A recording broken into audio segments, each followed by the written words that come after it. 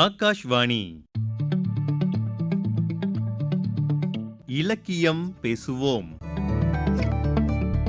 இந்த வார இலக்கியம் பேசுவோம் நிகழ்ச்சியில் சிறப்பு விருந்தினராக பங்கேற்கிறார் எழுத்தாளர் அராத்து அவர்கள். உடன் உரையாடுகிறார் பொன்சந்திரன். மனிதன் தோன்றிய நாள் முதல் தான் வாழ்ந்ததற்கான அடையாளத்தை, தடத்தை விட்டுச் செல்ல முயலுகிறான். தனக்கு பின் ஒரு சந்ததியை உருவாக்குவதும் தம் மக்கட்கு பொருள் ஈட்டி சேர்த்து வைப்பதும் இதில் ஒரு வகைதான். ஆனால் ஒரு சிலர் ஒட்டுமொத்த மனித சமுதாயத்திற்கும் தனது அடையாளங்களை விட்டு செல்கின்றனர். இந்த தனித்த அடையாளங்கள், தாங்கள் கண்டுபிடிக்கும் தனித்த உண்மைகள் மனித சமுதாயத்திற்கே வழிகாட்டும் தருணத்தில் இந்த அடையாளங்கள் இலக்கியமாக உருப்பெறுகிறது. குகை ஓவியங்களில் தொடங்கிய இந்த அடையாளங்களை விட்டு செல்லும் முயற்சி எழுத்து பிறந்தவுடன் ஏட்டிற்கு ஏறியது. 2000 ஆண்டுகள் பழமை வாய்ந்த இந்த அடையாளங்கள் இன்றும் நமக்கு வழிகாட்டுகிறது. இதையே மரபிலக்கியம் என்று இன்று கொண்டாடுகிறோம். சங்க இலக்கியம் தொடங்கி அற இலக்கியங்கள், பக்தி இலக்கியம், காப்பியங்கள் என்று இதன் வேர்கள் தமிழ் சமுதாயத்தின் வரலாறு முழுவதும் பரவியுள்ளன. வழி வழியாக வாழையடி வாழையாக பயணித்து வரும் இந்த மரபுகள் எதிர்காலத்திற்கு கலங்கரை விளக்கமாக ஒளிர்கின்றன. அதே நேரத்தில் வடிவத்தாலும் கருத்துகளாலும் வேறுபடும் கடந்த 2 நூற்றாண்டுகளாக படைக்கப்பட்ட இலக்கிய படைப்புகளை நவீன இலக்கியம் என்று ஏற்றுக்கொள்ளலாம். மரபிலக்கியமும் நவீன இலக்கியமும் வேறு வேறா, இல்லை ஒரு நாணயத்தின் 2 பக்கங்களா, இல்லை ஒன்றுடன் ஒன்று பின்னி இருக்கும் ஒருமையா என்ற கேள்விகளுக்கு பதிலாக நவீன இலக்கியத்தின் தலை இந்த நூற்றாண்டில் உள்ளது. வால் மரபிலக்கியத்தில் விழுந்து கிடக்கிறது. மரபிலக்கியத்தின் தலை 2000 வருடம் முன்பு நம் வரலாற்றின் தொடக்க புள்ளியில் கிடக்கிறது. வால் இந்த காலத்தில் விழுந்து அசைந்து கொண்டிருக்கிறது. 2 பாம்புகளும் ஒன்றை ஒன்று விழுங்க முயல்கின்றன. ஓயாத ஒரு சுழல் உருவாகிறது என்று எழுத்தாளர் ஜெயமோகன் விளக்கம் தருகிறார். இதுதான் உண்மையா, இந்த பதில்தான் முடிவானதா என்பதை சான்றோர்களிடம் விட்டுவிடுவோம். இந்த தர்க்கத்தின் சிறு பகுதியை பேசுவதே இன்றைய இலக்கியம் பேசுவோம் நிகழ்ச்சியின் நோக்கம். இன்று சிறப்பு விருந்தினராக வருகை தந்துள்ள எழுத்தாளர் அராத்து அவர்கள் நவீன இலக்கியத்தின் இருட்டறைகளை வெளிச்சம் போட்டு காட்ட விரும்புபவர். பிறருக்கு உவக்காததை கூறுபவர்க்கு ஒரு நரகம் உண்டென்றால் அங்கு எனக்கும் இடம் உண்டு, அங்கும் உவக்காததையே கூறுவேன் என்று கூறிய கானாசு போலவே தன் கருத்துக்களை தனது படைப்புகள் மூலமாக ஆணித்தரமாக பதிப்பவர். ஸ்ரீனிவாசன் என்ற இயற்பெயர் கொண்ட எழுத்தாளர் அராத்து அவர்கள் குறுங்கதை, புதினம், கவிதைகள் என்று பல தளங்களில் இயங்கக்கூடியவர். மந்தஹாசினி, ஓபன் பண்ணா, தற்கொலை கவிதைகள், உயிர்மை, சயனைடு குறுங்கதைகள், நள்ளிரவின் நடனங்கள், பொண்டாட்டி என்று பல நவீன படைப்புகளை தந்துள்ளார். இவரது அராஜகம் 1000 என்ற நூல் முகநூலில் இவரது புதுமையான நகைச்சுவை ததும்பும் கருத்துக்களை தொகுத்து படைக்கப்பட்டது. புருஷன், மிங்சி ஆகியவை எழுத்தாளர் அராத்துவின் சமீபத்திய படைப்புகள். பெண்ணிய கருத்துக்களை நவீன நோக்கில் பெண்ணின் பார்வையில் மிகுந்த ஆராய்ச்சிக்கு பின் படைப்புகளாக தருபவர். தனது படைப்புகள் 20 ஆண்டுக்கு பின் படிப்பவர்களுக்கு தரிசனமாக இருக்கும் என்று நம்புபவர். எதிர்மறையான விமர்சனங்களுக்கும் மென்மையாக சிரித்த முகத்துடனே பதில் தரும் பண்பாளர். இன்றைய இலக்கியம் பேசும் நிகழ்ச்சியில் மரபிலக்கியம் விட்டதும் நவீன இலக்கியம் தொட்டதும் என்ற தலைப்பில் எழுத்தாளர் அராத்து அவர்களுடன் உரையாட உள்ளோம். வணக்கம் சார். வணக்கம். முதல் முறையாக வந்திருக்கீங்க நம்மளுடைய ஒளிப்பதிவு கூட்டத்திற்கு. எப்படி ஃபீல் பண்ணுறீங்க? ரொம்ப நல்லா ஃபீல் பண்ணுறேன். தொலைக்காட்சி நிகழ்ச்சிகள் வேறு வேறு இப்போ யூடியூப் ஃபேமஸாக இருக்குது, அதெல்லாம் போயிட்டு இருந்தாலும் முதல் முறையாக ரேடியோ, ஏன்னா இதுக்கு ஒரு பெரிய மரபு இருக்குல்ல. நிச்சயமாக. அதனால் அது ஒரு நல்ல உணர்வாக தான் இருக்குது. இந்த தொலைக்காட்சி அதெல்லாம் போய் உட்காந்து ஒரு ஆரம்பிக்கிறதுக்கே ஒரு அரை மணி நேரம் ஆகிடும். ஏதோ லைட்டிங் அது இதெல்லாம் செஞ்சு நம்ம என்ன பேசணுன்றதே மறந்துடும். அதை மாதிரி ஒரு சூழ்நிலையில் வளர்ந்து வந்த ஆள் இல்லையானா. அதனால் முதல் முறையாக ரேடியோ வர்றப்ப வந்தவுடனே உட்காந்தோம் இப்போ பேச ஆரம்பிச்சிட்டோன்றதே ஒரு உற்சாகமாக இருக்குது. நீங்கள் பிறந்தது வளர்ந்ததெல்லாம் எங்கே சார்? புவனகிரின்னு ஒரு ஊருங்க, சிதம்பரம் பக்கத்தில் இருக்க அந்த ஊர். பிறந்தது பாண்டிச்சேரி அரசு பொது மருத்துவமனை. பட்டு படித்தது வளர்ந்தது எல்லாமே புவனகிரி. அதுக்கப்புறம் சென்னை வந்தாச்சு. பள்ளி படிப்புக்கு அப்புறம் சென்னை வந்துட்டேன். சென்னையில் கொஞ்ச நாள் இருந்தேன். இப்போ பார்த்தீங்கன்னா எந்த ஊர் அப்படின்னே சொல்ல முடியாத ஒரு நிலையில் வாழ்ந்துகிட்டு இருக்கேன். அதாவது எந்த ஊர்லேயும் அதிகபட்சமாக இருக்கிறதில்ல. ஒரு பேஸ் அப்படின்னு சொல்லுவாங்கல்ல, பேஸ் கேம்ப் அப்படின்னு, அப்படிலாம் ஒன்றுமே இல்லை. அது ஒரு எழுத்தாளருக்கு தேவையான விஷயம்னு நினைக்கிறேன். இப்போ எனக்கு என்ன ஊர்னு கேட்டிங்கன்னா, ஊர் இல்லை, ஊரற்றவன் அப்படின்னு சொல்லலாம்.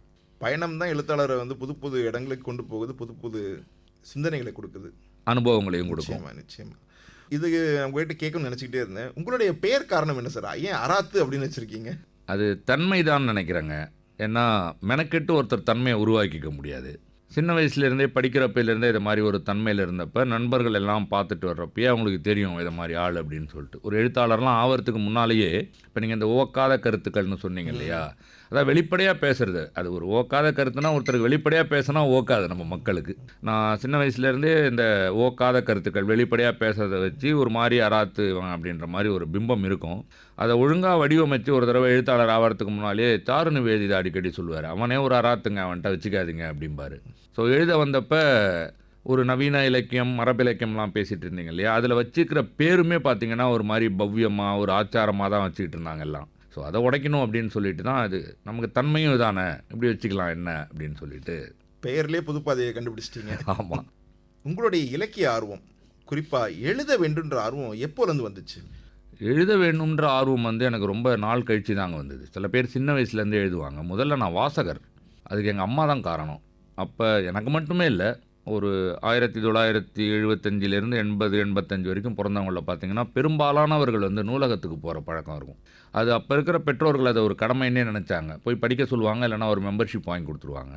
நான் 6வது படிக்கிறப்பயே எங்கள் அம்மா எனக்கு வந்து நூலகத்தில் மெம்பர்ஷிப் வாங்கி கொடுத்துட்டாங்க. அவங்க ஒரு மெம்பர்ஷிப் வச்சுருந்தாங்க, அதனால எனக்குன்னு ஒன்று வாங்கி கொடுத்துட்டாங்க. ஸோ மற்ற குழந்தைகள் மாதிரி நானும் அந்த குழந்தைகள் நாவல் அப்படியே படிச்சுட்டு, அப்புறம் அந்த துப்பறியும் கதைகள், கல்கி, சாண்டில்யன், பாலகுமாரன், அது அந்த பாதை தான் எல்லாருக்கும் அப்படி தான் இருக்கும் தமிழ்நாட்டில். அப்படியே படிச்சுட்டு வந்துட்டு அப்புறம் இலக்கியம், ஜெயமோகன், சாரு நிவேதா, எஸ் ராமகிருஷ்ணன் அப்படின்னு சொல்லிட்டு அப்புறம் வெளிநாட்டு ரஷ்ய மொழிபெயர்ப்புகள் அப்படின்னு படிச்சுட்டு வர்றப்ப எழுதுறது எப்போ ஆரம்பிச்சிது அப்படின்னு யோசிச்சு பார்க்குறேன். இப்போ நீங்கள் கேட்குறப்ப எனக்கு வந்து தமிழ் இலக்கியத்தில் இந்த நவீன இலக்கியம்னு சொல்லிட்டு எழுதிட்டு இருந்தாங்கல்ல, அது எதுவுமே நவீன இலக்கியமாக எனக்கு தோணலை. அப்போ மரபு இலக்கியத்தை விட ரொம்ப கட்டுப்பட்டித்தனமாக அப்படி தான் ஒரே விஷயத்தை திரும்ப சுற்றி சுற்றி எழுதுகிற மாதிரி இருந்தது. ஒரு இப்போ இருக்கிற இளைஞர்களுக்கு தமிழ் மொழி ரொம்ப நவீனமான மொழி. நம்ம கலாச்சாரம் பண்பாட்டிலலாம் நம்ம மற்ற சமூகத்தை விட தாண்டி தானே இருந்தோம் எப்பயும். அப்படி இருக்கிறப்ப இப்போ இலக்கியம் மட்டும் உலக இலக்கியத்தை கம்பேர் பண்ணுறப்ப நம்ம ரொம்ப கீழே இருக்கிற மாதிரி பட்டுச்சு எனக்கு. இப்போ ஒரு பாய்ச்சல் இல்லை, திரும்ப திரும்ப சுற்றி சுற்றி ஒரே இடத்துல எழுதிட்டு இருக்கிற மாதிரி இருந்தது. ஸோ இப்போ இருக்கிற நவீன தமிழ் இலக்கியத்தின் மீதான விமர்சனம் தான் என்னோட முதல் படைப்புன்னு எடுத்துக்கலாம். ஏன் அப்படியே இருக்கு, எனக்கு போர் அடிக்க ஆரம்பிச்சிது ஒரு சமயத்தில். உங்களோட முதல் படைப்பு என்னது? தற்கொலை குறுங்கதைகள்னு ஒன்று எழுதினேன். அது பார்த்தீங்கன்னா வடிவமைப்பில் புதுசாக இருக்கும், குறுங்கதைகள் குட்டி குட்டியாக இருக்கும், ஒரு வடிவத்துக்குள்ளே அடங்காது. 4 வரி ஒரு கதை இருக்கும், 40 வரி ஒரு கதை இருக்கும்.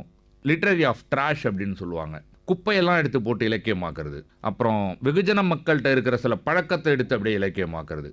இதுதான் அப்படின்னு ஒன்று இல்லாமல் என்னென்ன இப்போ பாசிபிலிட்டிஸ், என்னென்ன வாய்ப்புகள்லாம் இருக்கோ அது எல்லாத்தையுமே சேர்த்து வச்சு பண்ணியிருப்பேன் அதில். அப்புறம் தமிழ் இலக்கியத்தில் வந்து பேர் கூட பார்த்திங்கன்னா ரொம்ப நாகரிகமாக தான் வைப்பாங்க இந்த கதாபாத்திரங்களுக்கு.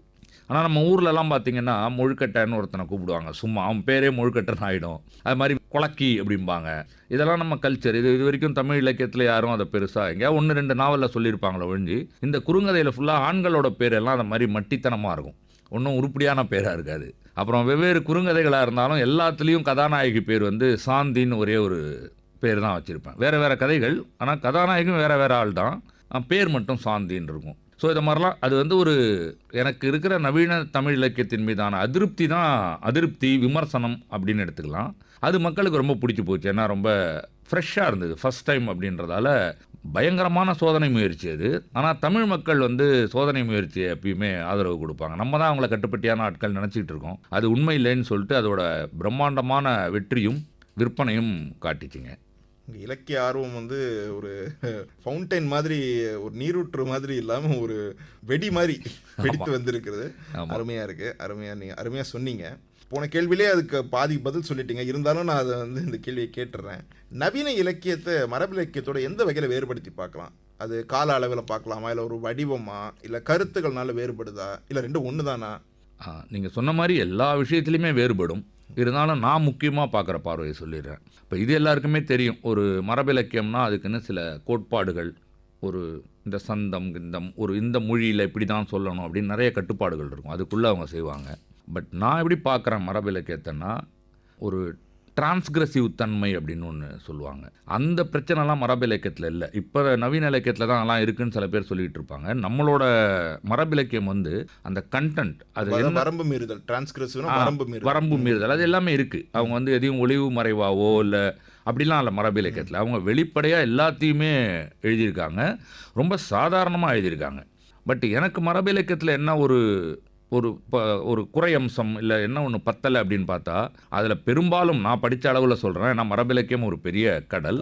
நான் பிரபலமாக இருக்கிறத நான் படித்த வரைக்கும், எனக்கு தெரிஞ்ச வரைக்கும் பார்த்தா, அதில் பேசப்படுறதெல்லாம் ஒரு மிகப்பெரிய ஆட்களோட வாழ்க்கையாக இருக்கும். ஒரு அரசனாக இருப்பான், இல்லை ஒரு செல்வந்தனாக இருப்பான், இல்லைனா ஒரு மிகப்பெரிய கற்புக்கரசி, அதையே நான் ஸ்டேட்டஸ்கோவாக தான் பார்க்குறேன். ஒரு மிகப்பெரிய பெண்மணி, இப்படி ஒரு காவியங்கள் எல்லாமே. காவியம் இல்லைன்னா கூட ஒரு குறுங்காவியம் அப்படின்னு எடுத்துக்கிட்டால் கூட அதில் இந்த சாதாரணர்கள்னு நம்ம சொல்லுவோம்ல, அவங்கள பற்றிய குறிப்புகள் எனக்கு பெருசாக கிடைக்கல நான் படித்த அளவில் பார்த்தா. அப்புறம் அதில் நிறைய இந்த நீதி நேர்மை சொல்கிறது, மேபி அந்த காலத்துக்கு அது தேவைப்பட்டிருக்கலாம். ஒரு நீதி போதனை கதைகள் மாதிரி இல்லாமல் அதை கடைசியாக பார்த்திங்கன்னா ஒரு தர்மம் அப்படி தான் இருக்குமே ஒழிய, அதுலேயும் சில பிற்போக்கு கருத்துக்கள்லாம் இருக்கும். அதாவது இந்த காலகட்டத்துக்கு ஒத்து வராது. அதை எப்படி எடுத்துக்கணும் நான் பார்க்குறேன், அதை குறை சொல்லலை. அந்த காலகட்டத்துக்கு அது தேவைப்பட்டிருக்கலாம். நிறைய பிற்போக்கு கருத்துக்கள் இருக்கும். ஒரு பெரும் கூட்டத்தை பற்றிய கதை இருக்காது, வாழ்வு இருக்காது. அப்போ எனக்கு அந்த மரபிலக்கியத்தை படிச்சுட்டு அப்போ உலகம் எப்படி இருக்குது, அப்போ நம்ம எப்படி வாழ்ந்தோன்னே எனக்கு தெரிய வரல. எல்லாம் அரண்மனைகள், மத குருமார்கள், இல்லைன்னா சாமியார்கள், இல்லை அறத்தை பேணும் கடுமையான பெண்கள், அதுக்கு ஸ்ட்ரெயிட் ஆப்போசிட்டாக தாசிகள், இல்லைனா ஒரு பெரிய வீரன் அவனுக்கு சதி செய்கிற ஒரு ஆள். இந்த ஒரு இரட்டை நிலையில் தான் அந்த மரபிலக்கியம் எல்லாமே படைக்கப்பட்டிருக்கு. கதை சுவாரஸ்யமாக இருக்குமே ஒழிய, அந்த கதை மாந்தர்கள் ஒரு கிராமத்தில் இருக்கிற சாதாரண குடிமகன் அப்போ என்ன பண்ணிகிட்டு இருந்தான், அவனோட எண்ணம் என்னவாக இருந்துச்சு. இந்த நம்ம சினிமாவில் இந்த குரூப் டான்சர்ஸ்ன்னு சொல்லுவோம்ல, குழு நடனம் ஆடுபவர்கள், மரபிலக்கியம்லாம் இந்த நம்மளோட மொத்த மக்களையும் குழு நடனம் ஆடுபவர்கள் மாதிரி வச்சுருந்த மாதிரி எனக்கு தோணும். அதுக்கான இது எனக்கு கிடைக்கல. நவீன இலக்கியம் என்ன பண்ணுதுன்னா, இந்த மாதிரி பெரிய பெரிய ஆட்கள், மிகப்பெரிய அதிகாரம் உள்ளவர்கள், இல்லை ஒரு பெரிய ஆட்கள் எல்லாரையும் சமுதாயத்தில் செல்வாக்கு மிக்கவர்கள் எல்லாம் ஓரங்கட்டி வச்சுட்டு, நம்ம கூட இருக்கிற மக்கள், நம்ம பக்கத்து வீட்டில் இருக்கிறவன், நம்மக்கிட்ட வேலை செய்கிறவன், ஒரு கார் ஓட்டுநர், இல்லை ஒரு கைதி, இல்லை ஒரு கொலை செய்தவன், இவங்கள பிரதான பாத்திரமாக வச்சு நம்ம படைச்சிக்கிட்டு இருக்கோம் இப்போ நவீன இலக்கியத்தில். அதாவது பெரும்பான்மையான மக்களை பற்றி பேசுகிறோம்னு நினைக்கிறேங்க. நீங்கள் இப்போது சொன்னதில் இது மரபிலக்கியத்தோட பலவீனமும் சொல்லியிருக்கீங்க இதுதான் அப்படின்னு, நவீன இலக்கியத்தோட பலமும் சொல்லியிருக்கீங்க. ஆமாம். இப்போ மரபிலக்கியத்தோட பலம்னு என்ன நினைக்கிறீங்க? மரபிலக்கியத்தோட பலம் அப்படின்னு பார்த்தா, அதுக்கு ஒரு கட்டுக்கோப்பு இருக்குது. அது காலம் கடந்து நிற்கிறதுக்கான சக்தி இருக்குது. ஒரு காவியம் அப்படின்னு நம்ம ஒரு மரியாதை கொடுத்துறதால, அதிகாரத்தில் இருக்கிறவங்க, அரசராக இருக்கலாம், யார் வேணால், ஒரு மரபிலக்கியம்னா அதை காப்பாற்றணும், அதை கொண்டு போகணும்னு சொல்லிட்டு காலம் கடந்து எடுத்துகிட்டு போகிறாங்க. அந்த அடிப்படையான நீதி நேர்மை தர்மம்லாம் அதில் இருக்கிறதால அது நூற்றாண்டுகள் கடந்தும் அது நம்மளால் படிக்கப்படுது. அந்த இடத்துல அது காலத்தை மீறுது. இன்னொன்று, அது எக்காலத்துலேயும் சுவாரஸ்யமாக இருக்குது படிக்கிறதுக்கு. இன்னொன்று ரொம்ப முக்கியமான விஷயம், மொழி ஆளுமை. அதில் மொழி அழகியல், அந்த ஒரு நல்ல ஒரு செம்மொழின்னு நம்ம சொல்கிறோம்ல. இப்போ தமிழ் இலக்கியத்தை நல்லா கற்றுக்கணும் அப்படின்னா தொல்காப்பியர் அதெல்லாம் படித்து தான் கற்றுக்கணும் அந்த விதிகளை. அது இல்லாமல் நம்ம ஒரு கம்பராமாயணத்தை படிச்சிட்டோம்னா மொத்த தமிழும் நமக்குள்ளே இறங்கிடும். இலக்கணம் தவறாமல் சுவையோடவும் அந்த மொழியோட உச்சக்கட்ட அழகையும் அந்த மொழியோட உச்சக்கட்ட பவர் எல்லாத்தையும் தெரிஞ்சுக்கணுன்னா நம்ம மரபிலக்கியத்தை தான் படித்தாகணும். அது தமிழ் அவ்வளோ செழுமைப்படுத்தியிருக்கு. நவீனப்படுத்தியிருக்குன்னு சொல்ல முடியாது, செழுமைப்படுத்திக்கிட்டே இருந்திருக்கு. மரபிலக்கியம் தமிழை செழுமைப்படுத்திக்கிட்டே இருக்குது. ஸோ ஒரு மொழி அழியாமல் இருக்கிறதுக்கு, மொழி காலம் கடந்து நிற்கிறதுக்கு மரபிலக்கியம் மிகப்பெரிய பங்கை கொடுக்குது. இன்னொன்று, இந்த எதுகை மோனை ரசனை அந்த மாதிரி அழகியல் தன்மைகள், தர்மம் அதர்மம், இந்த மாதிரி நமக்கு அது ஒரு நம்மளோட மொழியோட என்சைக்ளோபீடியா மாதிரி அதை வச்சுக்கலான்னு தோணுது மரபிலக்கியத்தை. நிச்சயமாக கவியரசர் கண்ணதாசனோட பாடல்களில் கூட கம்பராமாயணத்தில் இருக்கிற அந்த ஒரு அழகியல் உணர்ச்சி அப்படியே பிரதிபலிக்கும். அவர்கிட்ட கேட்டப்போ அவர் சொல்லியிருக்காரு, பாடல் எழுத விரும்பணும்னு நினைக்கிறவங்க, கவிதை எழுத விரும்பணும்னு நினைக்கிறவங்க கம்பராமாயணத்தை முழுசாக முதல்ல படிங்க, அதுக்கப்புறம் அடுத்தது பண்ணுங்க அப்படின்னு தான் அவர் சொல்லியிருக்காரு. ஒரு அருமையான ஒரு மரபு நம்மளுக்கு இருக்குது. அதே நேரத்தில் நவீன இலக்கியத்தோட பலவீனம் என்ன? பலம் சொல்லிட்டீங்க, சொல்லிட்டீங்க, பலவீனம் அப்படின்னு என்ன நினைக்கிறீங்க? இப்போ நம்ம மரபிலக்கியம் படிக்கணும்னா உங்களுக்கு இலக்கணம் தெரியணும்ல, அதை படிக்கணும்னாலே தெரியணும், படைக்கணும்னா இன்னும் ரொம்ப தெரியணும். அப்போ வந்து நீங்கள் ஒரு புலவர் ஆகணும் அப்படின்னா அது மிகப்பெரிய உழைப்பை போடணும். நீங்கள் எல்லாத்தையும் படிச்சுட்டு அந்த நெறிமுறை அதெல்லாம் தெரிஞ்சு தான் எழுதணும். நவீன இலக்கியத்தில் வந்து அப்படிலாம் எதுவும் இல்லைன்றதால யார் வேணால் எழுத்தாளர் ஆகிடலாம். அதுவும் இப்போ வந்து இந்த ஆன்லைன் அதெல்லாம் வந்துட்டதால முகநூல் எழுத்தாளர் அப்படின்றீங்களா? அப்படி சொல்லலை. அதாவது எழுதுறதுக்கான வாய்ப்பு எல்லாருக்கும் இப்போ இருக்குது. நீங்கள் வந்து யாருக்காக காத்திருக்க வேணாம். வாசகர்களுக்கு எப்படி இருக்குன்னா, நிறைய எழுத்தாளர்கள் கண்ணு முன்னால் இருப்பாங்க. எல்லாமே நவீன இலக்கியம் அப்படின்னு சொல்லிடுவாங்க இல்லையா? நான் எழுதுறத ஒரு நவீன இலக்கியம்னு யார் வேணால் சொல்லிட முடியும். அதை தரம் பிரித்து பார்க்கணும்ல. இது அதில் ஒரு தரம் இருக்கா, அது வந்து ஒரு இலக்கியமான்றது இப்போ ஒரு சவால் வாசகர்களுக்கு. ஏன்னா அவங்க கண்ணு முன்னால் நிறைய பேர் எழுத்தாளர்களாக இருக்காங்க. இது வாசகர்கள் தரப்புல இருந்து சொல்கிறேன். ஒரு நவீன இலக்கியத்தை வந்து கண்டுபிடிக்கிறது அவங்களுக்கே ஒரு சவால் தான். அப்போ சப்ளை அதிகமாக இருக்குது. எழுத்தாளர்கள் அப்படின்னு பார்த்தா அவங்க சைட்லேயும் ஒரு சவால் இருக்குது. எதை வேணால் எழுதிடலாம் இப்போ அப்படின்னு இருக்கிறப்ப, மரபிலக்கியம் இவ்வளோ எழுதப்பட்டிருக்கு, நவீன இலக்கியம் இவ்வளோ எழுதப்பட்டிருக்கு, இப்போ நம்ம எழுத வரோம் அப்படின்றப்ப எதை வேணால் எழுதலான்னு ஒரு சுதந்திரம் இருக்கிறப்ப, கட்டற்ற சுதந்திரம் வந்து உங்களை எங்கேயோ கொண்டு போய் விட்டுரும். அப்போ நம்ம என்ன தனித்துவமாக செயல்பட போகிறோம் அப்படின்னு பார்த்து எழுதணும். இவங்க அந்த தனித்துவம் இருக்குல்ல, அதுதான் உங்களை இப்போ காப்பாற்றும். இதுக்கு முன்னால் வந்து உங்களோட தகுதி காப்பாற்றும். நீங்கள் ஒன்று படிச்சிருக்கீங்க, உங்களுக்கு அந்த இலக்கணம்லாம் தெரியுது, அப்படி காப்பாற்றும். இப்போ அப்படி எதுவும் இல்லைன்றதால உங்களோட தனித்துவமும் உங்களுடைய படைப்பூக்கமும் மட்டும்தான் உங்களை காப்பாற்றும். நீங்கள் என்ன வித்தியாசமாக செய்கிறீங்க, வித்தியாசம் கூட இல்லை, என்ன புதுசாக நீங்கள் செய்கிறீங்க, அதை வந்து ஒரு கேளிக்கை மாதிரி சும்மா நானும் புதுசாக செய்கிறேன்னு செஞ்சிட முடியாது. நம்ம இப்போ இருக்கிற நவீன இலக்கியத்தில் அது வாழ்க்கைக்கு நெருக்கமாக இருக்கணும். அதை படிக்கிறப்ப இது வந்து துருத்திக்கிட்டும் தெரியக்கூடாது. இப்போ வாழ்க்கை எப்படி மாறுதோ, உதாரணத்துக்கு முன்ன நம்ம புத்தகம் படிச்சுட்டு இருப்போம். ஒரு புத்தகத்தை படிச்சுட்டு தான் இன்னொரு புத்தகம் படிப்போம். இல்லைனா ஒரு 2-3 புத்தகத்தை கூட நீங்கள் படிக்கலாம். பாட்டு கேட்டிங்கன்னா ரேடியோவில் கேட்போம், டேப் ரெக்கார்டரில் கேட்போம், வாக்மேனில் கூட கேட்போம். ஸோ அப்போ நம்ம கவனம் வந்து சிதறாமல் இருந்தது. நீங்கள் ஒரு வேலையை செய்வீங்க, ஒரு கேளிக்கையே நீங்கள் வந்து ஃபோக்கஸ் பண்ணி ஒரு கவனமாக பண்ணக்கூடிய ஒரு சூழல் இருந்தது. இப்போ இந்த முகநூல், இன்ஸ்டாகிராம்லாம் வந்தவொடனே என்ன ஆகுதுன்னா, ஒரு 10 நிமிஷம் 15 நிமிஷத்தில் நீங்கள் 100 விதமான செய்திகளை உள்ளே இறக்கிக்கிறீங்க. 2 வரி ஏதேதோ சம்மந்தம் இல்லாமல், பொருளாதாரம், ஒரு கொலை, ஒரு தீர்ப்பு, ஒரு சினிமா, ஒரு விளையாட்டுன்னு உங்களுக்கு செய்திகள் உங்கள் மூளையில் குப்பை மாதிரி கொட்டிக்கிட்டே இருக்கா? இப்போ இருக்கிற மனித மனம் அதுக்கேற்ற மாதிரி மாறிக்கிட்டே இருக்குது. இப்போ வாழ்க்கையும் அதே மாதிரி கண்ணா பின்னான்னு மாறிக்கிட்டே இருக்குது. இப்போ நீங்கள் ஒரு ஆஃபீஸில் உட்காந்துட்டு வேலை செய்கிறப்ப முன்ன ஆஃபீஸில் மட்டும்தான் கவனம் செலுத்துவீங்க, இல்லை ஏதாவது வீடை பற்றி கொஞ்சம் நினைப்பீங்க. ஒரு மனிதன் ஆஃபீஸில் உட்காந்து வேலை செஞ்சுட்டு இருக்கிறப்ப அவனுக்கு திடீர்னு ஏதோ ஒரு சினிமா பற்றிய செய்தி வரும், பக்கத்தில் எவனா ஒருத்தன் பேசுகிறான், டக்குன்னு ஒரு மெசேஜ் வருது, ஒரு வாட்ஸ்அப் மெசேஜ் வருது, ஒரு யூடியூப் நோட்டிஃபிகேஷன் வருது, இமெயில் வருது, வீட்டிலேருந்து யாராவது கூப்பிட்றாங்க.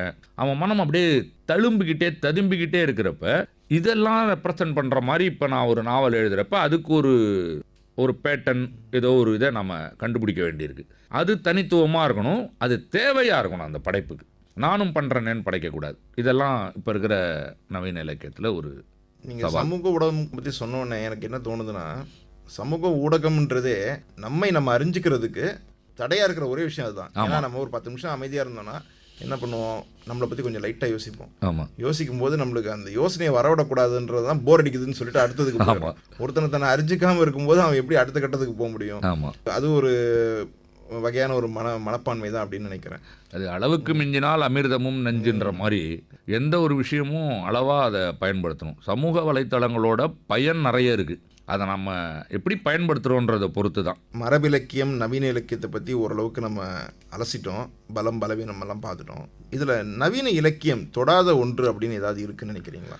நிச்சயமாக இருந்துக்கிட்டே இருக்குங்க. எந்த ஒரு இலக்கியமும் தொட முடியாத ஒரு இடம் இருக்கும். அப்படி இருக்கிறப்ப தான் வேறு தேவைகள் உருவாகும், புதுவிதமான இலக்கியம் வரும். இப்போ நம்ம தமிழ் சூழலை வச்சு இதுக்கு பதில் சொல்லலான்னு பார்க்குறேன்.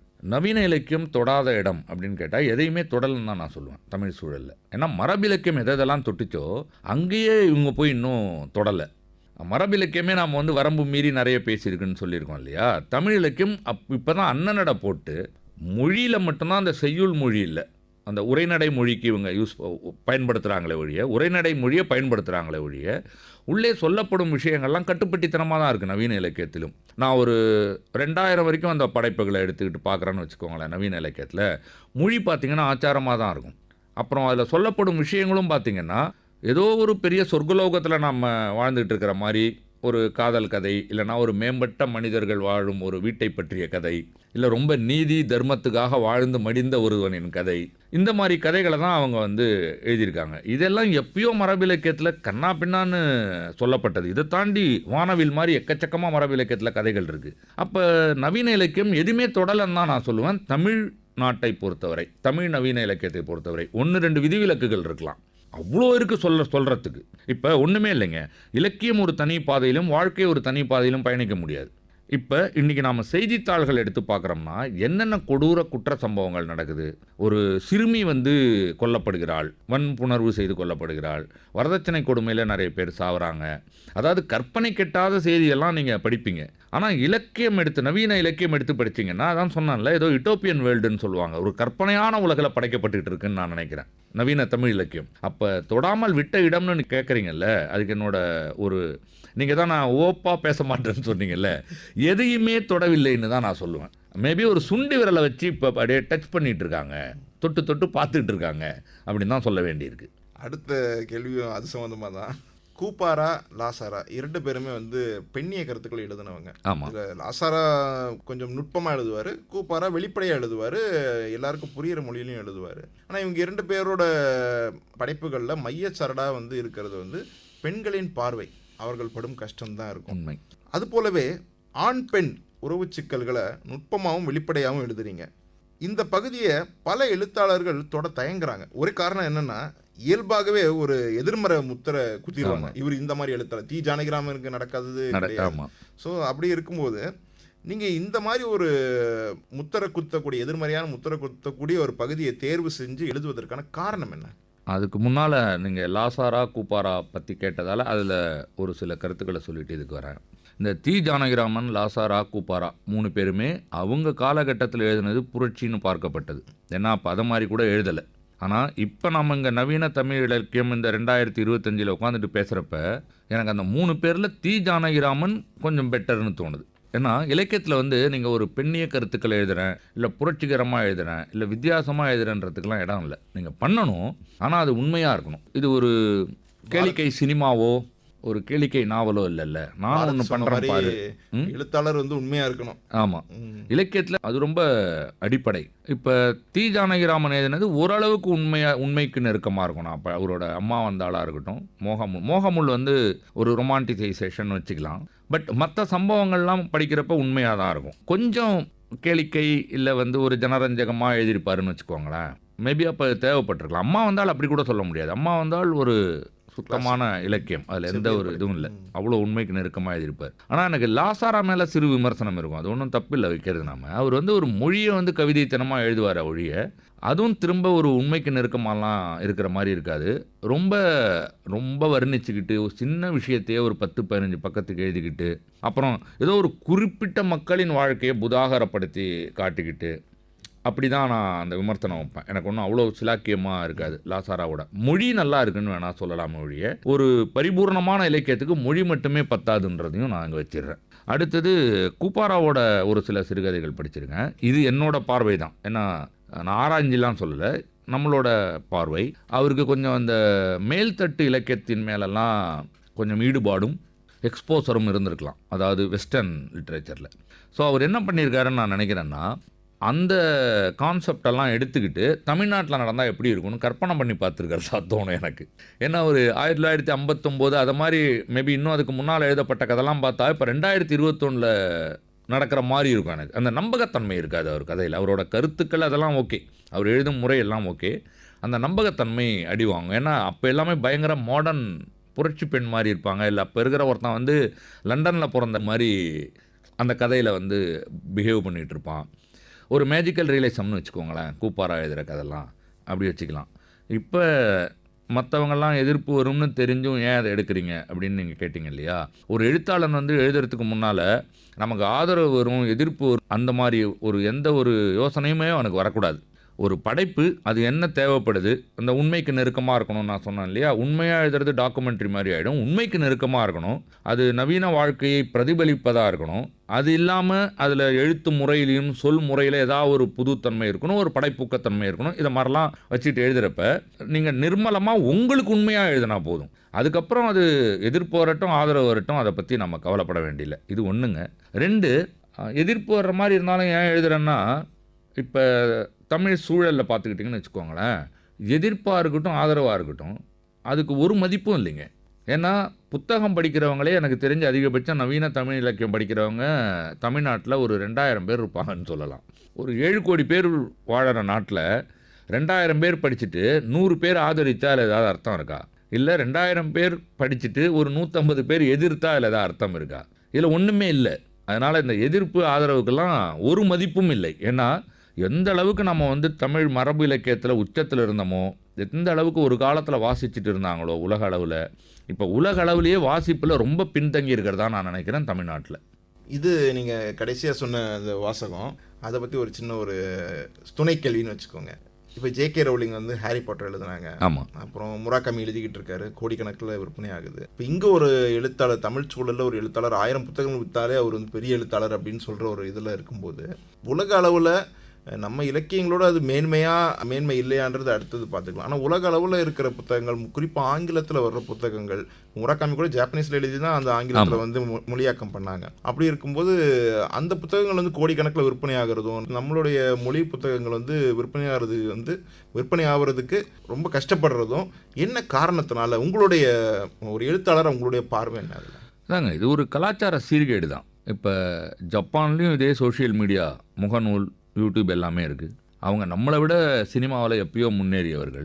அவங்க அதே மாதிரி தொழில்நுட்பத்துலேயும் நம்மளை விட முன்னேறியவர்கள் தான். ஆனால் பழசை விடாமல் அவங்களுக்கு தெரிஞ்சிருக்கு அந்த அடிப்படை கலாச்சாரம், அடிப்படை பண்பாடு, அதை விடக்கூடாதுல்ல. இப்போ நம்ம என்னதான் தாத்தா அப்பா, இப்போ நமக்கு அப்புறம் பையன் பேரன் வந்தாலும் தாத்தாவை பராமரிச்சுக்கிட்டு தானே இருக்கோம் நாம். இன்னும் கேட்டால் தாத்தா சிலது சொல்கிறதெல்லாம் நமக்கு உதவியாக இருக்கும். அது மாதிரி சில பழம்பெரும் பெருமைகள்லாம் இருக்குல்ல, இந்த விழா கொண்டாடுறது, இல்லை தேர் திருவிழாவுக்கு போகிறது, அது மாதிரி நம்ம எதையுமே விடக்கூடாது, விடாமல் அதையும் வச்சுக்கணுன்ற மாதிரி.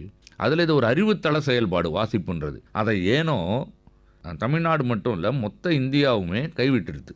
அதுக்கு ஏன்னு எனக்கு தெரியல. ஏன்னா மற்ற எந்த நாட்டிலையும் அது நடக்கலை. ஏன்னா எல்லா நாட்டிலையும் தொழில்நுட்ப வளர்ச்சி, நவீன வாழ்க்கை வந்துக்கிட்டு இருக்கு. இப்பயும் நான் எந்த ஒரு மேலை நாட்டுக்காரர்களை பார்த்தாலும் விமானத்தில் ஒரு புத்தகத்தை கையில் வச்சுட்டு படிக்கிறாங்க. எல்லாரும் இல்லை, என்னால் அதை பார்க்க முடியுது அந்த காட்சியை.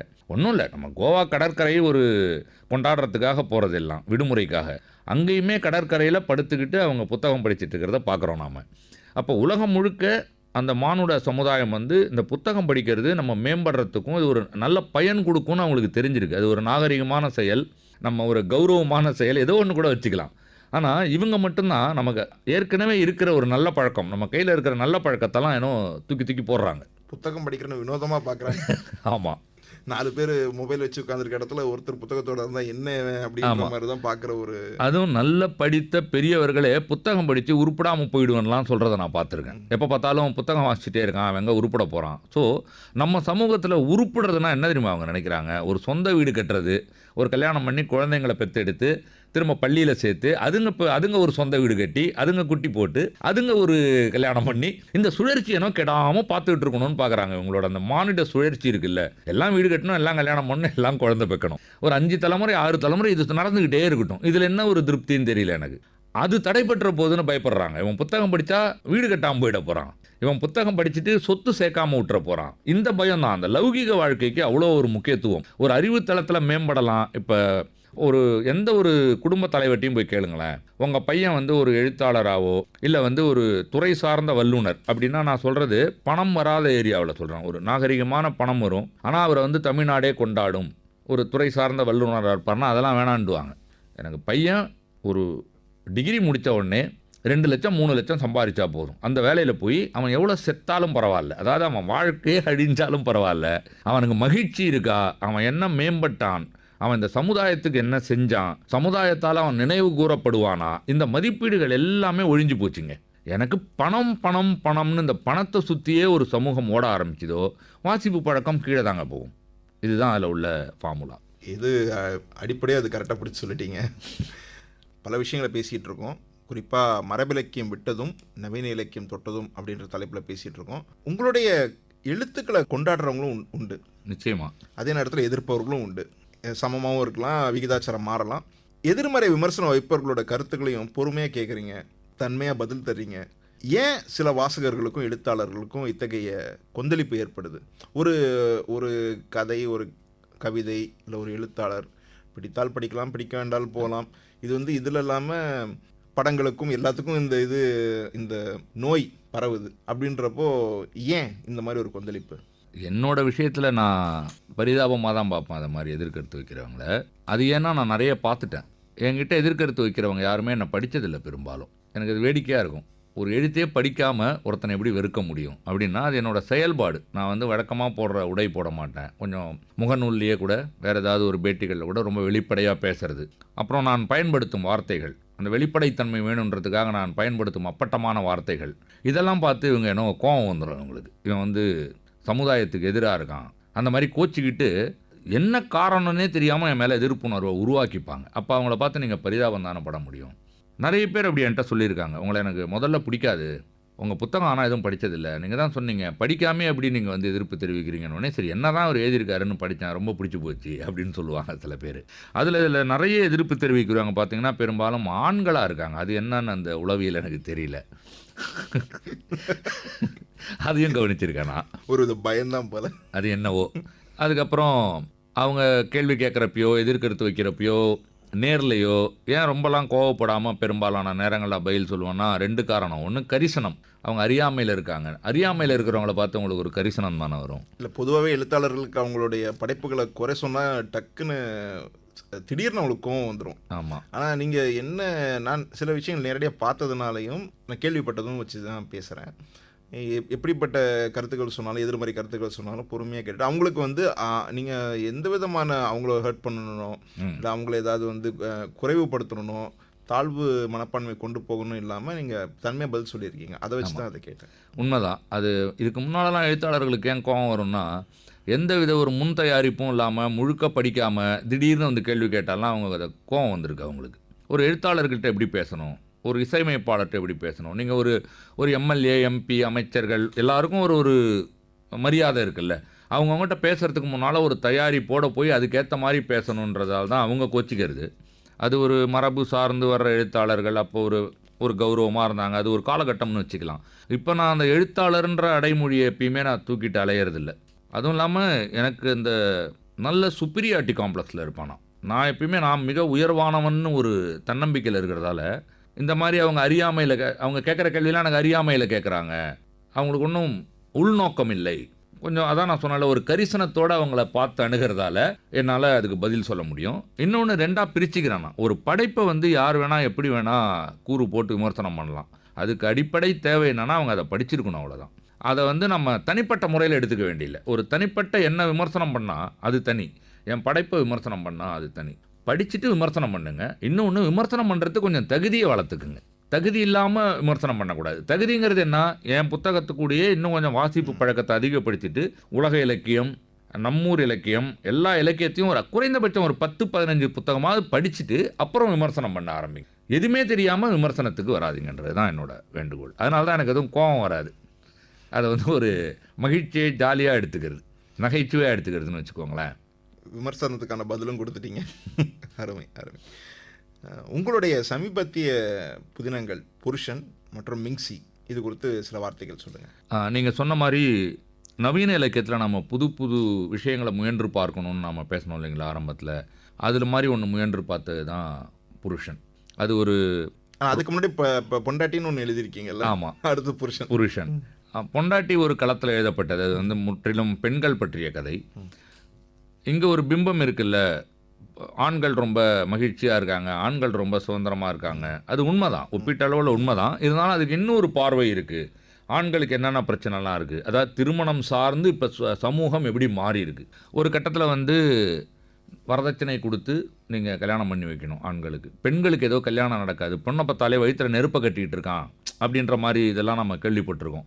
பெண் குழந்தைகளை கள்ளிப்பால் கொடுத்து கொல்ற நிகழ்வுகள்லாம் நடந்திருக்கு. இதை மாதிரி வந்துட்டு இருக்கிறப்ப இப்போ ஒரு சமூக மாற்றம் நடக்குது. என்ன நடக்குதுன்னா, ஆணுக்கு பெண் கிடைக்கல திருமணத்துக்கு.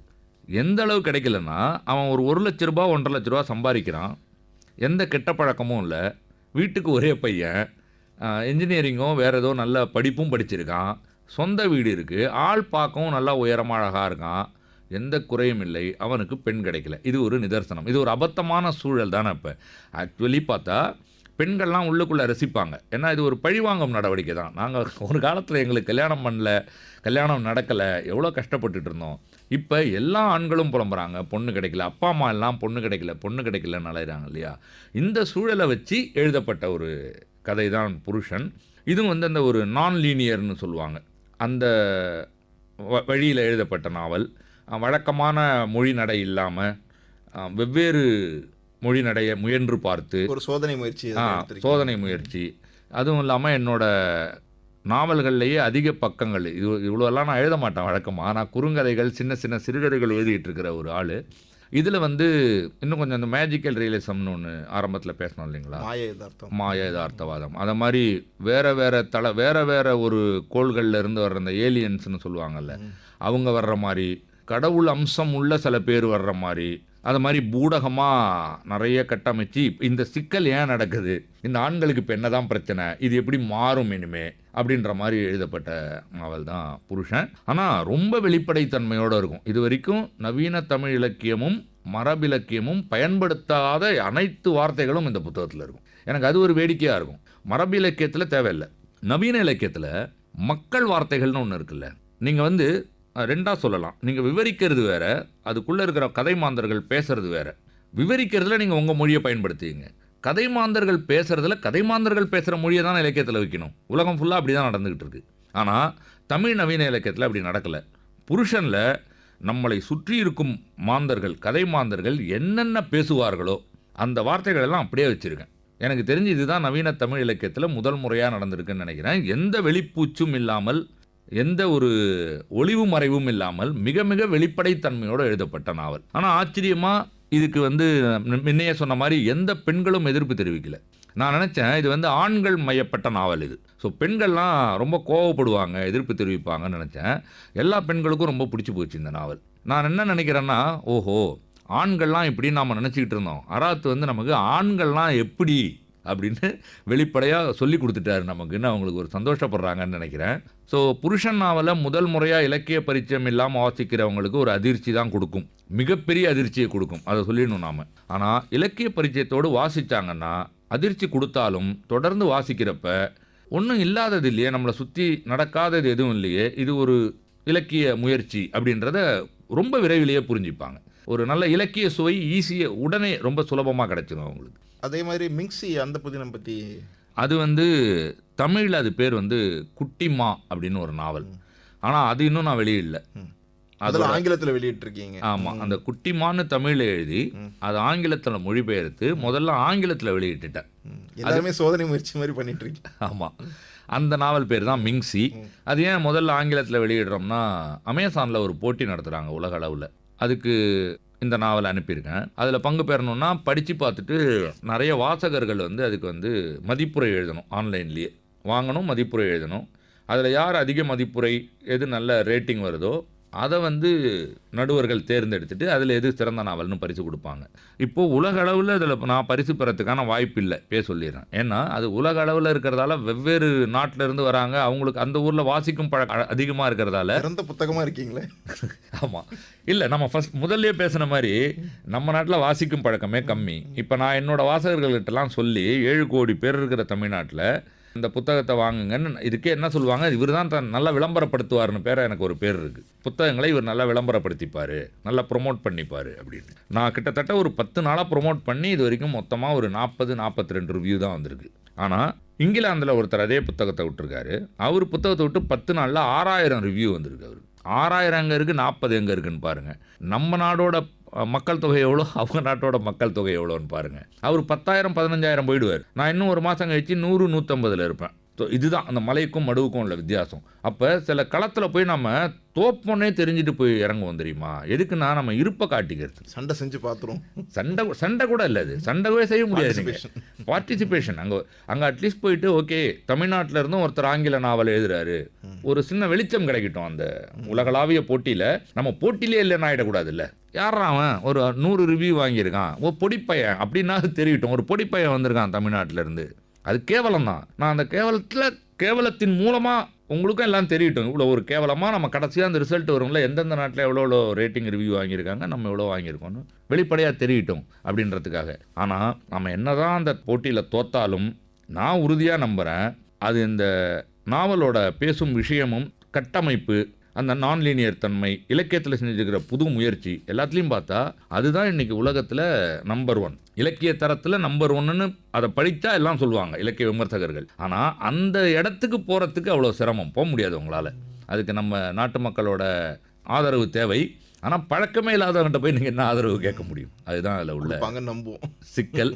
எப்படி புருஷன் ஆண்மைய நாவல்னு சொன்னேன் இல்லையா, இது பெண்களை பற்றிய கதை. ஒரே பெண், அவளோட 3 பருவம் ப்ளஸ் அவளை சுற்றி இருக்கிற பெண்கள், முழுக்க முழுக்க ஒரு ஃபெமினிசம் பேசுகிற நாவல்னு சொல்ல முடியாது. ஆனால் ஒரு பெண்ணிய கருத்துக்களை முன்வைக்கும் நாவல், இல்லைனா ஒரு பெண் பார்வையில் நடக்கும் நாவல்னு சொல்லலாம். ஒரு ஆண் ஒரு பெண் பார்வையில் எழுதுறது ரொம்ப கஷ்டம். அதுக்காக தான் நான் என்னோட நாவல்லாம் உண்மைத்தன்மையாக இருக்கணுன்றதுக்காக ஒவ்வொரு தடவை நாவல் எழுதுகிறப்பையும் ஒரு 2-3 பெண்கள் கூட காண்டாக்டில் இருப்பேன். அவங்ககிட்ட பேசி தெரிஞ்சுப்பேன். அவங்க இந்த ஒரு விஷயம் நடக்கிறப்ப அவங்களோட உணர்வு எப்படி இருக்கும், இல்லை இதில் அவங்க என்ன முடிவு எடுப்பாங்க.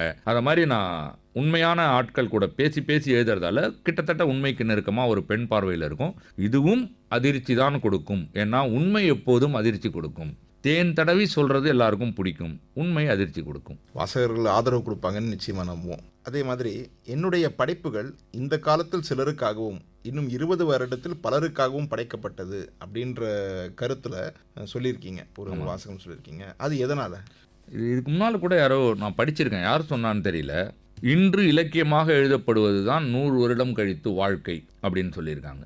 இன்றைக்கு இருக்கும் வாழ்க்கையை அப்படியே எழுத வேண்டியது இலக்கியம் இல்லை, அதை பிரதிபலிக்கணும். இன்றைக்கி இருக்கிற வாழ்க்கையை பிரதிபலிக்கணும், அதை நம்ம மேம்படுத்தி கொஞ்சம் எழுதிடணும், அதுதான் இலக்கியம். அப்போ என்ன ஆகும்னா, இப்போ இருக்கிறவங்களுக்கு நம்ம வாழ்க்கை மாதிரி இது இல்லையேன்னு எதிர்ப்பு வரும், ஒரு எதிர்ப்புணர்ச்சி வரும். நம்மளோட மோசமான வாழ்க்கையை நம்ம கண்ணாடி முன்னால் காட்டுறானேன்னு, அதுதான் எதிர்ப்பு உணர்ச்சி. ஆனால் எப்படி மேம்பாடு அடையணும், எப்படி மேம்படணும், இது இந்த சமூகம் எப்படி நோக்கி போகணும், என்னென்னலாம் பண்ணணுன்றதுக்கு அதுக்கான எழுத்து அது உள்ளேயே இருக்குமா? அப்போ இப்போ எதிர்ப்பு தெரிவிக்கிற சமூகம் 20 வருஷமோ 30 வருஷமோ கழித்து இந்த இலக்கியத்தில் சொல்லப்பட்ட வாழ்க்கையை தான் வாழ்ந்து கொண்டிருக்கும். அப்போ வர்ற மக்கள் பரவாயில்லையே, இவர் 30 வருஷத்துக்கு முன்னாலே எப்படி எழுதியிருக்காரு, 40 வருஷத்துக்கு முன்னாலே எப்படி எழுதியிருக்காரு என்று இருக்கும் அவங்களுக்கு. தஸ்தாவஸ்கியோட சூதாடின்ற ஒரு நாவல் எடுத்துக்கிட்டிங்கன்னா எழுதி 100 வருடங்களுக்கு மேலே இருக்கும். இன்றைக்கி எடுத்து படிங்களேன், இன்றைக்கி எழுதப்பட்ட நாவல் மாதிரி இருக்கும். அந்த தற்காலத்தன்மை அது உதிர்க்காமல் இருக்குது பாருங்கள், தக்க வச்சுக்கிட்டே இருக்குது பாருங்கள். அப்போ அந்த எழுத்தாளர் எவ்வளோ ஒரு மேதாவியாக இருப்பார், எவ்வளோ ஒரு மேதமை இருந்தால் ஒரு 100-200 வருஷம் கழித்து ஒரு படைப்பு தன்னுடைய இளமை குறையாமல் புத்துணர்ச்சியோடு இருக்குது பார்த்தீங்களா? அதனால தான் அதை இப்போ படிக்கவும் நமக்கு ஒன்றும் பழமை நெடிகிடி ஒன்றுமே வீசாது. அதனால தான் என்னுடைய படைப்புகளும் நான் ரொம்ப கம்மி வருஷம் சொல்கிறேன், ஒரு 20 வருஷம் கழித்து 30 வருஷம் கழித்து படிக்கிறவனுக்கு தற்காலத்தன்மையோடு இருக்கும். உங்களுடைய படைப்புகளை கலையின் புதிய வணிக முகமான NFT, நேயர்களுக்கே NFT அப்படின்னோடனே என்னடோ பேசுகிறாங்கன்னு நினைக்கலாம், அப்படின்ற அந்த தளத்தில் வெளியிட்டிருக்கீங்க. NFTனா என்ன? எழுத்தாளர்களுக்கு அது எவ்வாறு உதவும்? NFTங்கிறது டெக்னிக்கலி நான் ஃபஞ்சியபிள் டோக்கன். அதை பற்றி ஒன்றும் தெரிஞ்சுக்க வேணாம். ரொம்ப எளிமையாக புரிகிற மாதிரி சொல்லணும் அப்படின்னா, இந்த வான்காவோட ஓவியம் இல்லை வேறு ஏதாவது ஒரு இசை துணுக்கு அதெல்லாம் வாங்கி வச்சுப்பாங்க பெரிய பெரிய பணக்காரர்கள். ஒரு வான்கா கைப்பட வரைந்த ஓவியம் பார்த்திங்கன்னா 5 கோடி 10 கோடின்னு விலை போகும். திப்பு சுல்தானோ பயன்படுத்திய வாள் அப்படின்னு அது ஒரு 15 கோடிக்கு வாங்கி நம்ம வீட்டில் வச்சுக்கலாம். இதெல்லாம் ஒரு மிகப்பெரிய கௌரவம். அந்த கலைஞர் ஒரு வீரனோட பொருள் என்கிட்ட இருக்குது அப்படி. அதை மாதிரி ஒரு எழுத்தாளரோட புத்தகம் கைப்பிரதி இருக்குல்ல, அதை வாங்கிலாம் சில பேர் வச்சுக்கிறாங்க. அது வெளிநாட்டில். இங்கே அந்த பழக்கம் இன்னும் வரல. ஏன்னா இங்கே ஒரு எழுத்தாளரோட கைப்பிரதி 10,000னா கூட யாரும் வாங்க மாட்டாங்கன்னு வச்சுக்கோங்களேன். அதுக்கு மதிப்பே இல்லை. ஆனால் உருவாக்கணும் நாம் தான். கைப்பிரதினா ஒன்று தானே விற்க முடியும். இப்போ இந்த ஆன்லைன் டிஜிட்டல் அதெல்லாம் வந்தவுடனே என்ன பண்ணுறாங்கன்னா, அந்த NFT மூலமாக நம்ம ஒரு நாவல் எழுதுகிறோன்னு வச்சுக்கோங்களேன், அந்த நாவலில் பதிப்பு செய்யாமல், பதிப்புக்கும் போகலாம், 2ஆக சொல்கிறேன் நான், ஒன்று பதிப்பகத்துக்கே போகல, இந்த நாவலை நான் NFTயில் மட்டும் விட்றேன், மொத்தமாக 100 காப்பி தான், இல்லைனா 50 காப்பி, 10 காப்பி, 20 பிரதி, 25 பிரதின்னு நீங்கள் பிரித்து வச்சுக்கலாம். அதை டிஜிட்டலாக பிரித்து இத்தனை பிரதிகள் தான் சொல்லிட்டு நீங்கள் ஆன்லைனில் போட்டிங்கன்னா ஒன்றுத்தையும் 20,000மோ 30,000மோ 50,000மோ கொடுத்து யாரோ வாங்கினாங்கன்னா அது அவங்களுக்கான தனிப்பட்ட பிரதி, எழுத்தாளர் அவர்களுக்கு கொடுத்த தனிப்பட்ட பிரதி. அது இந்த உலகம் உள்ள வரைக்கும் அழியாது. அதாவது உங்கள் தலைமுறை தாண்டி 50 தலைமுறை தாண்டி கூட அதை நீங்கள் உங்களோட இதுக்கு ட்ரான்ஸ்ஃபர் பண்ணிக்கிட்டே போகலாம். அப்போ இந்த எப்பயுமே நம்ம ஊரில் வந்து எழுத்தாளர் இறந்ததுக்கப்புறம் தானே மரியாதை கொடுப்பாங்க, அவருக்கு ஒரு புது மரியாதை வரும் இறந்ததுக்கப்புறம். அதனால் நான் கூட இதை வந்து ஒரு சமாதி இலக்கியம்னு சொல்லிகிட்டு இருப்பேன் அப்பப்போ நம்ம ஊரில். ஸோ அந்த எழுத்தாளர் இறந்துட்டாருன்னா அவரோட புத்தகங்களுக்கும் அவரோட எழுத்துக்களுக்கும் ஒரு திடீர்னு ஒரு புது மரியாதை வரும். இப்போ நீங்கள் 10,000 ரூபாய் கொடுத்து வாங்கி வச்சிருக்கிற அந்த காப்பி ஒரு 100 வருஷம் கழித்து அந்த எழுத்தாளர் மிகப்பெரிய புகழடைகிறப்ப இந்த பிரதி மொத்தம் 10 தான் இருக்குது உலகத்தில்ன்றப்ப அதுக்கான விலை அதிகரிக்கும். ஒன்று இல்லைன்னா அதை நீங்கள் விற்கக்கூட வேணாம். இந்த எழுத்தாளர் எழுதுனா 10 பிரதியில் என்கிட்ட ஒன்று இருக்குது அப்படின்றது ஒரு கௌரவம். எப்படி வந்து அந்த வான்காவோட ஓவியத்தை வச்சுக்கிறீங்களோ, ஒரு திப்பு சுல்தானோட வாழை வச்சுக்கிறீங்களோ, அதை மாதிரி அதுக்கு இந்த NFT உதவுது.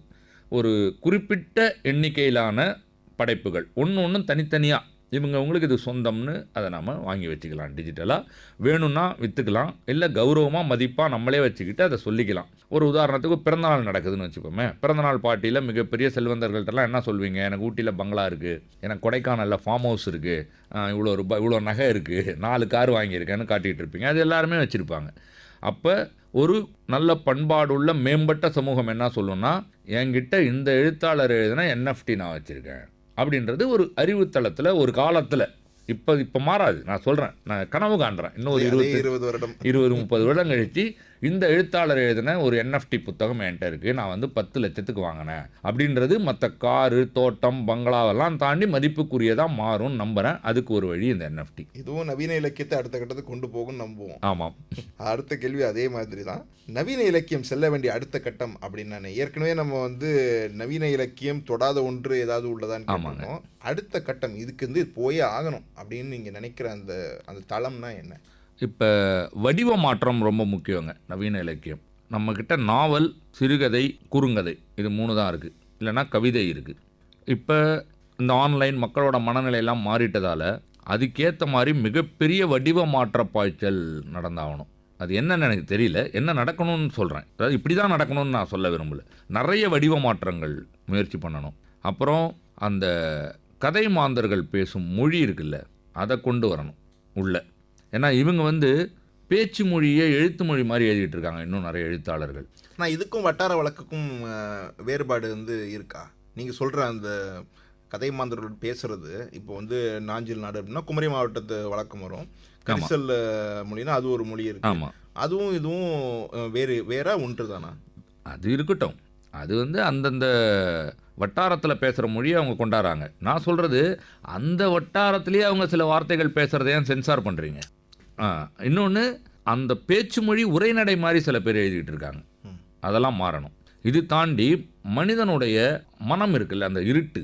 இப்போ 2 விதமாக நீங்கள் மனிதனை மேம்படுத்தலாம். ஒன்று, நீ மேம்பட்ட மனிதன் சொல்லிட்டு அவனை ஏமாற்றியே ஒரு நாள் மேம்பட்ட மனிதன் ஆக்கிடலாம். நீ மேம்பட்ட மனிதன், நீ எப்படி பண்ணுற, நீ மேம்பட்ட மனிதன், நீ எப்படி பண்ணுறன்னு பண்ணுறது ஒரு வழி. இன்னொன்று, அவனோட உள்மன அழுக்குகளை காட்டி இவ்வளோதான் நீ இதே போல் கெட்ட சிந்தனைகள்லாம் உனக்கு இருக்குது. இப்போ இந்த வந்து காவல்துறை, நீதி, நேர்மை, சட்டம்லாம் இல்லைன்னா ஒரு தனி அறையில் நீனும் சில செல்வமும் ஒரு பெண்ணும் இருந்தால் நீ இதைத்தான் செய்வாய் அப்படின்னு அவன்கிட்ட காட்டிட்டிங்கன்னா அது மூலமாக கூட அவன் ஐயோ நம்ம இப்படி தான் இருக்கமான்னு நினச்சிட்டு கூட மேம்பாடு அடையிறதுக்கு ஒரு வழி இருக்குது. இவங்க இது வரைக்கும் மனிதனை நீ மேம்பட்டவன் ஒரு போலி திருப்தி அடைய வச்சுக்கிட்டு இருக்கு இதுக்கு இப்போ இருக்கிற நவீன இலக்கியம். அவங்களுக்கும் ஒரு போலி திருப்தி பிடிக்கும்ல, நம்ம மேம்பட்டவன் நம்ம. ஆனால் இந்த இடத்துக்கு போகணும், நீ எவ்வளோ கேவலமானவன், உன்னுடைய அரசு அமைப்பு, உன்னை சுற்றி இருப்பவர்கள், சமூகம், எல்லாத்துலேயும் என்னென்ன பிரச்சனை இருக்குது, எந்த மாதிரி ஒரு சூழலில், எந்த மாதிரி ஒரு உலகத்தில் நீங்கள் வாழ்ந்துக்கிட்டு இருக்கீங்க, அதை எல்லாத்தையுமே வெளிப்படையாக உறவு, நமக்கும் ஒரு நிறுவனத்துக்கும் இருக்கும் உறவு, குடும்பத்தில் இருக்கிற உறவு, இது எல்லாத்தையுமே பிரித்து போட்டு மனிதனுடைய தேவை என்ன, அந்த மாதிரி நவீன இலக்கியம் போகணும். அதில் முக்கியமாக விட வேண்டியது என்னன்னு சொல்லிடுறேன். நவீன இலக்கியம் எதை செய்யக்கூடாதுன்னா, நீதி போதனை பண்ணக்கூடாது, இந்த நேர்மையெல்லாம் சொல்லிக் கொடுக்கக்கூடாது. ஏன்னா திருக்குறளில் சொல்லிக் கொடுக்காத நீதி நேர்மையாக நீங்கள் சொல்லிக் கொடுத்துட போகிறீங்க மனிதனுக்கு. இன்னொன்று, எவ்வளோ நாள் தான் ஒருத்தனுக்கு நீதி நேர்மையை நீங்கள் சொல்லிக் கொடுத்துட்ருப்பீங்க? அவ்வளோ முட்டாளா தமிழ் சமூகம்? அதுக்கு தெரியும், சொல்லிக் கொடுத்தாச்சு. நாலடியார், நான்மணி கடிகை, எல்லாத்துலேயும் நீதி, நேர்மை, தர்மம். மகாபாரதத்தில் கிருஷ்ணர் சொல்லிகிட்டே இருப்பார்ல, எது தர்மம் என்றால் எவ்வளோ நாள் தான் சொல்லிக்கிட்டு இருப்பீங்க? அது இருக்கட்டும், அதை பேசவே பேசாதீங்கன்றதுனால இப்போ இருக்கிற பெரும்பாலான நவீன இலக்கியம் நீதி நேர்மையை தான் வேறு மாத்திரையில் போட்டு நமக்கு கொடுத்துக்கிட்டு இருக்கு. அது வேணாம், அது ஒரு போலி திருப்தியை மனிதனுக்கு உருவாக்கிடுது. அதை தூக்கி எட்ட போட்டுட்டு அவன் யார் இருக்கிறத இருக்கிற மாதிரி எழுதுங்க. நிறைய படைப்பூக்கம், வேறு முயற்சி நான் லீனியர், நான் சொன்னால இப்போ ஆன்லைனில் கண்ணாப்பினான் மனித மனம் மாறி போச்சு. வேறு வடிவ முயற்சிகளை நீங்கள் ட்ரை பண்ணுங்கள். முயற்சி பண்ணாதான் அந்த வீடியோ அந்த மாதிரி இந்த ஆன்லைன் அதில் மாட்டிகிட்டு இருக்கிற சமூகத்தை எழுத்தை நோக்கி இழுக்கிறதுக்கு ஒரு மிகப்பெரிய தேவை இருக்குது. நமக்கு அதை நோக்கி போக வேண்டியிருக்கு. அருமையான கருத்து சொல்லியிருக்கீங்க. மக்கள் கேட்பாங்க நம்புவோம். நிகழ்ச்சியோட நிறைவாக புதிதாக எழுத வருபவர்களுக்கு, இளம் எழுத்தாளர்களுக்கு உங்களுடைய ஆலோசனைகள் என்ன? ஓகே, என்ன சொல்லலாம்னா, இப்போ ஒரு கிண்டல் கூட பண்ணுவாங்க தமிழ் சூழலில், இங்கே வந்து வாசகர்களை விட எழுத்தாளர்கள் அதிகமாக இருக்காங்க அப்படின்ட்டு. அதனால் ஏற்கனவே நிறைய பேர் இருக்கிறதால நீங்கள் வாங்க, வர்றப்ப இத்தனை பேர் இருக்கிறப்ப நான் வர வேண்டிய தேவை என்னான்னு உங்களை ஒரு கேள்வி கேட்டுக்காங்க முதல்ல. அப்போ உங்களுக்கு ஒரு பதில் கிடைக்கும். அத்தனை பேரும் செய்யாத ஒன்றை நான் செய்ய போகிறேன் அப்படின்ற ஒரு குறிக்கோளோடு உள்ளவாங்க. இது முதல். 2, எழுத்தாளன் என்பவன் கேளிக்கையாளன் அல்ல. அந்த தெளிவு இருக்கணும் உங்களுக்கு. கேளிக்கையாளன் என்ன பண்ணுவான்? மக்களுக்கு பிடிச்சதை கொடுப்பான். எழுத்தாளன் என்ன பண்ணுவான்? எழுத்தாளன் என்ன எழுதினாலும் மக்களுக்கு முதலில் ஒவ்வாமை தான் வரும். ஏன்னா அவன் கேளிக்கையாளன் அல்ல. அவர்களை படம் பிடித்து காட்டுவான். அவர்கள் செய்யும் தவறுகளை தயவு தாட்சண்யம் இல்லாமல் மிக மிக வெளிப்படையாக சொல்லுவான். ஆக நம்ம ஒரு மக்களை மகிழ்விக்கணுன்னோ, நம்ம ஒரு புகழ் பெறணுன்னோ நோக்கத்தில் வராதிங்க. நம்ம ஏன் வரணும், நம்ம என்ன செய்ய போகிறோன்ற ஒரு குறிக்கோளோடு வாங்க. இது ஒன்று, இதெல்லாம் அடிப்படை. அது இல்லாமல் திரும்ப எழுதும்போது உலக இலக்கியத்தை கொஞ்சம் படிங்க. அங்கே என்னென்னலாம் மாற்றங்கள் நடந்துக்கிட்டு இருக்குன்னு பாருங்கள். நம்ம தமிழ் எதுக்கும் சளைச்சதில்லை.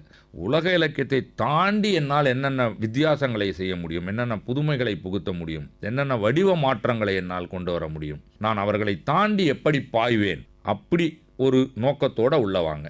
இங்கே இருக்கிற தமிழ்நாட்டுக்குள்ளே இதெல்லாம் செஞ்சிட்டு இருக்காங்க, நானும் 10ஓட 11 அதையே திரும்ப செய்ய போகிறேன்ட்டு வராதிங்க.